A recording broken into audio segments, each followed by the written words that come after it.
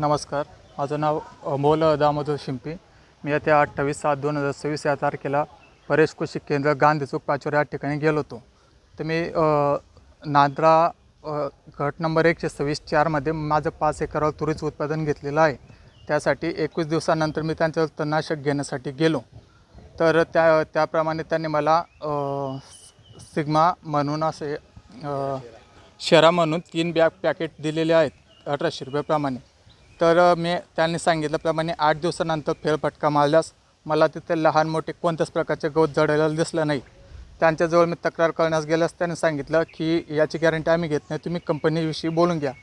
तरी माझी कृषी अधिकारी साहेबांना एवढी विनंती आहे की मला योग्य तो निकाल आपण द्यावा. किती दिवसाचं पीक होतं तुमचं? केव्हा लागवड केली होती? मी मागच्या महिन्यात 1 तारखेला लागवड केलेली होती.